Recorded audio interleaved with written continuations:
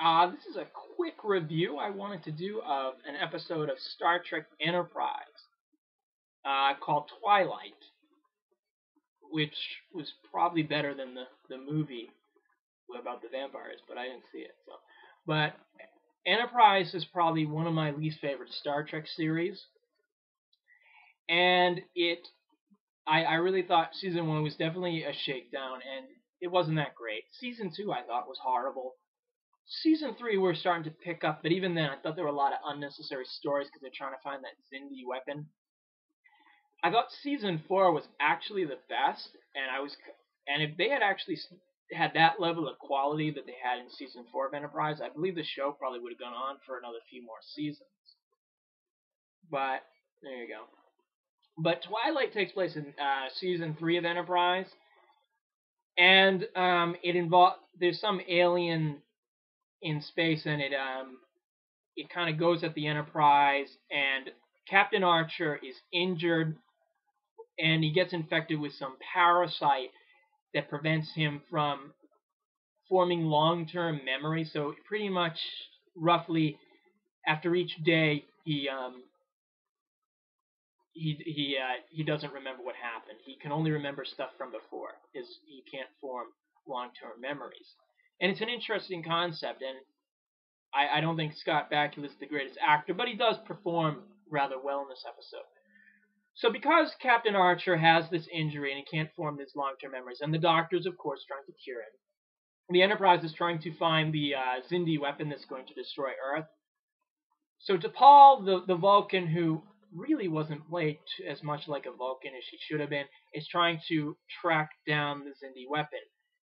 And she ends up at one point, she damages the Enterprise engines, and she tries her best, but the weapon ends up blowing up Earth, and is actually shown in the opening sequence, I believe. And I think it's the only time we ever see Earth get blown up in Star Trek. And although I'm not a big fan of explosions for explosion stakes, it was kind of cool. So the survivors from human colonies, and they end up they go to a planet. Actually, I believe it's SETI Alpha 5 to settle, and a lot of them don't make it, and they settle there. And there's maybe about 5,000, and the Enterprise is still in orbit, kind of protecting them. They're hiding out from the Zindi, and who are the bad guys again. And this kind of gets told to us because Archer has just woken up on this planet, SETI Alpha 5, and T'Pol is actually telling him the backstory because she tells him every day, but she leaves out certain details. And you can tell T'Pol's more relaxed. I'm not sure how a Vulcan could feel more relaxed, but whatever. Um, we have Archer having a cool Vulcan haircut and all that. You can tell T'Pol's kind of getting feelings for Archer, even though because she's been with him for 10 years, been with him like pretty much as his nurse for all this time, but he doesn't remember her because it's part of his condition. Well, Archer's of course upset because as far as he was concerned, just yesterday they were still looking for the weapon. So what happens is from here, Dr.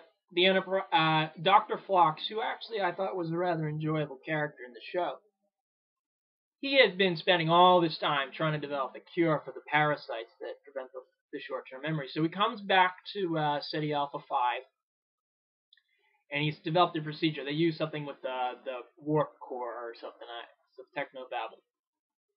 So he does the procedure. He eliminates some of the parasites. But before he does, we get to see some of the crew trip. We get to see Malcolm, Hoshi, and they look 10 years older. And it's pretty cool, you know. They don't have overly large roles, but, you know, I actually always liked Trip in the show. I thought he was pretty cool. And when Phlox gets rid of some of the parasites, it turns out that when he looks back at his scans, those parasites, the ones he got rid of, don't appear at all in any scans for the last 10 years. So it's like they're because these parasites were in like a state of temporal flux or something, and it's showing wait a minute, if we get rid of all the parasites, it'll be like they had never existed. So in a sense, history can get rebooted. Yeah, I know, but it's still a pretty cool concept. But before they can get rid of all the parasites, the Zindi had been watching Dr. Phlox for 10 years or something, and they followed him to Ceti Alpha 5, and they attack, and we get this cool space battle. The Enterprise's bridge is blown up, and they actually, Phlox had argued, well, just do the procedure, but Tucker's like, no, we got to fight these guys off. So what ends up happening is, as the ship is on its last legs, they do the final bit of the procedure, and they eliminate the parasites from Archer's head, and the Enterprise blows up. And we get taken back to the present, where the attack does happen, but instead of Archer being infected with this, it's just like a minor injury. So history goes on its merry way, and of course, to spoil it for you, Earth does not get blown up. And I want to say all around, this was actually a very good episode of Enterprise. People are, it's an enjoyable one. Like I said, I watched Enterprise the whole way through, and I wasn't always impressed with it, but this was a very good episode. Parallel universes are fun if they're done correctly. This one was. A cruel joke is Ceti Alpha 5 is where Khan and his followers were in Star Trek 2.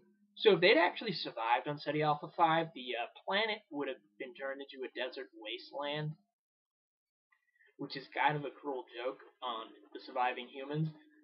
But it was kind of nice to see humans as refugees, and we get to see the actors actually do a fairly good job of what they had. And the space battles were very good in this. I mean, you felt the tension there because they're fighting for the last remnants of humanity.